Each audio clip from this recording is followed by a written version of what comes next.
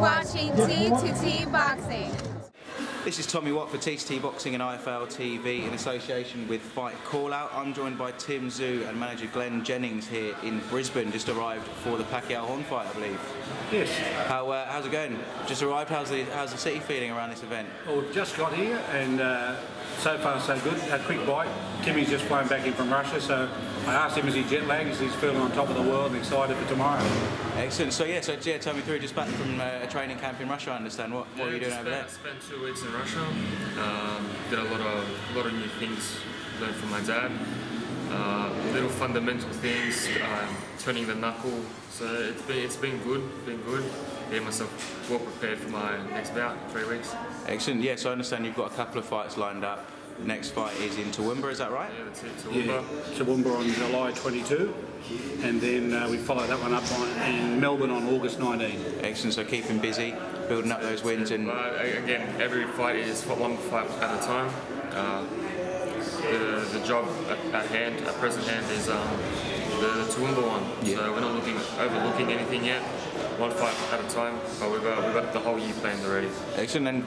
And is there a timeline in place with regards to regional titles, world titles, Commonwealth, or anything like that, or you say just taking it one fight at a time? We don't get too far ahead of ourselves. I mean, the roadmap for Tim for the rest of the year is very full, and all going well, we would hope that by Christmas time there will be a title opportunity on a regional or a state or Australian level. I mean, there are so many opportunities for Tim, and it's interesting from my perspective having to pull the reins back a little bit and stay where we are on our focus line. Timmy's terrific. He's just the consummate professional in regards to that. He knows his business is on July 22, and we don't talk about July 23 until that day comes. So we know every fight's a challenge, and Tim has always said from word go, every fight he wants to get better, learn a bit more, and come out the other end a better fighter. So with that in mind, the Tszyu legacy and the Tszyu surname opens lots of doors. There's lots of promoters who want Tim on their card because he sells seats and he has a wonderful following already. So we're just, as a team, taking it step by step, keeping it very controlled and keeping it very simple. And I think by doing that, he's a busy fighter. He loves to be in the ring.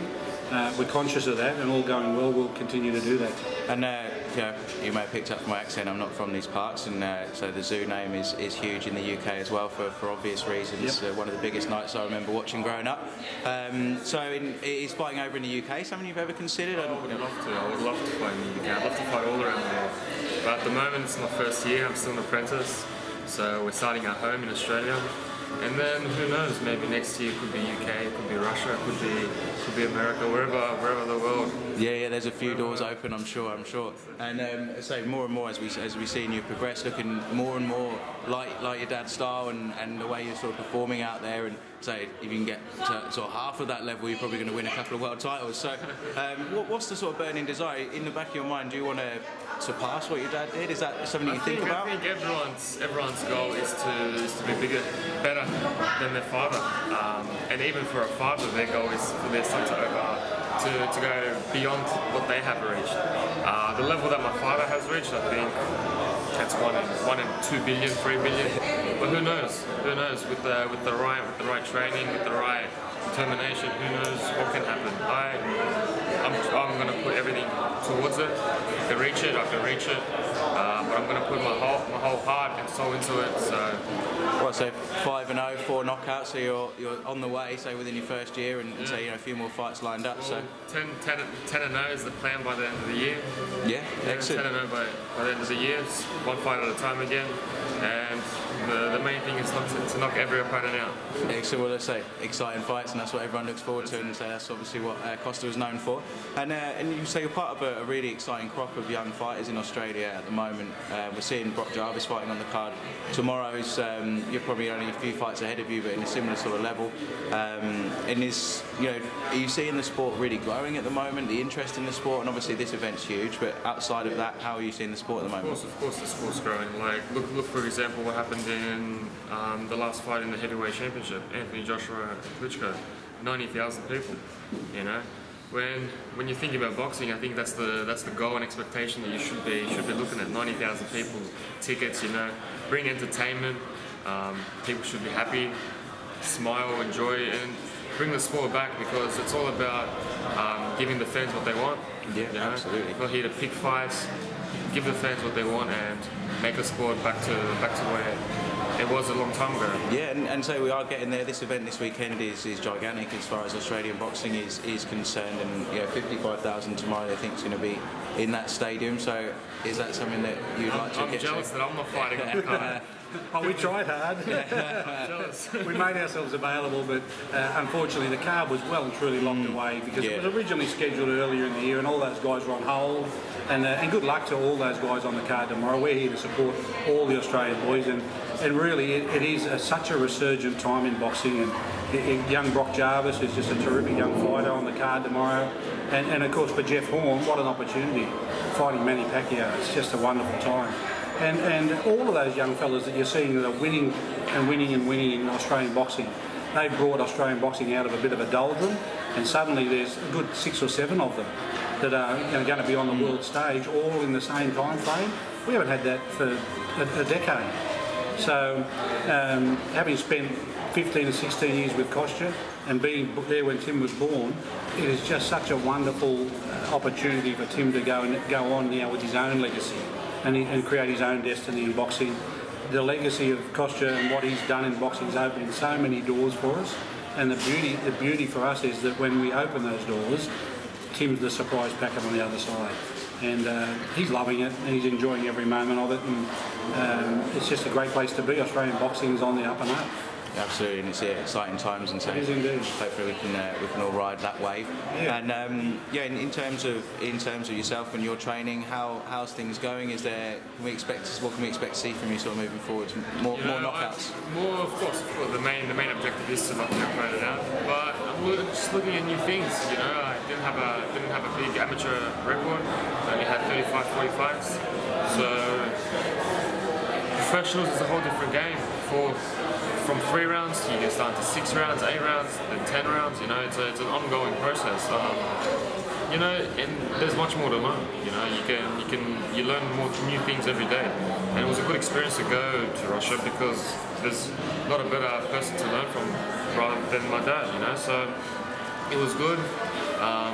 This fight, you got to tune in and see what's new. And were you doing some sparring while you were over there with we did a bit of sparring. Yeah, we did a bit of sparring. It was good to fight, see some of the Russian blokes. Yeah, excellent. Awesome. Yeah, it was good. Okay.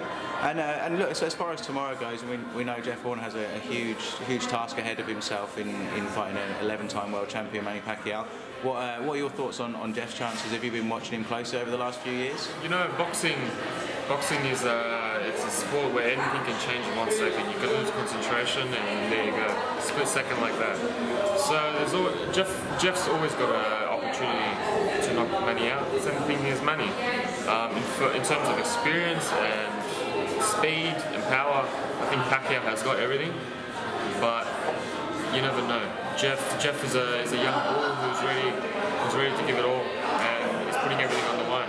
So I wish Jeff all the best, the very best, because I think Australia's all going to be behind him, and it should be a good fight. Yeah, I think that's going to win. Something like 90% of the bets here this week have gone on Jeff, so everyone's backing him in the city at least. It's hard. It's almost hard not to draw a comparison to Kosta Ricky Hatton. He was the champ that had been the undisputed champ forever and a day, was the king of the top of the mountain, and this young British bull who nobody gave a chance. We did. Just thrown out there, we did. But on any given night, the young bull can make it his night. And for Jeff, this is his night, and we all hope sincerely that he has a Ricky Hatton night where he just gets in there and dominates and takes it on. And he's a big boy, Jeff. I think that's going to be in his favour. He is. He looks massive. He's a big lump of a lad, and if he can use that to his advantage, and I'm sure his team's got him well and truly primed. So we'll be there supporting him, and we really hope for Australian boxing that tomorrow afternoon we've got another world champ, and that would be just an outstanding outcome for the day. It'd be gigantic for everyone, and I think the rematch clause means that they have to come back to Australia again. So happy days. There's a slot on the undercard now. Yeah, 100%. Well, the pressure's on. and elsewhere on the card, are there any other fights or fighters that you're excited to see tomorrow? Well, we're just talking about Mosley and Toussaint. We reckon that's going to be a cracker.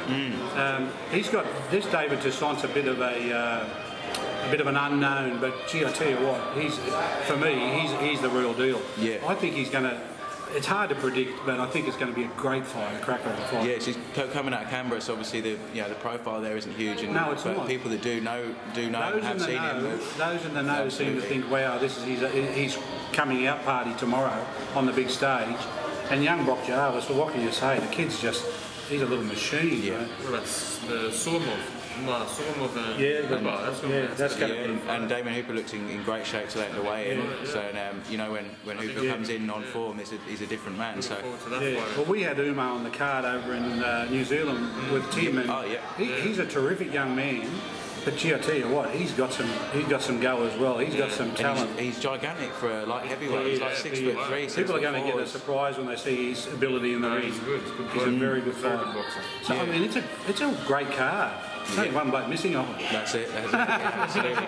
Well, I say we'll cheer Jeff Horn on. If he wins, we can get the rematch, and we'll make sure we run that. Yeah, wonderful. Yeah, we look forward to that day. Perfect. Well, I say you probably got a few people to network with and enjoy the rest of your day here in Brisbane. But probably maybe catch you after the fights tomorrow. And we'll speak to you. But thanks a lot for your time, Tim and Glenn. Thank you, Tom. Speak to you soon. Cheers, mate.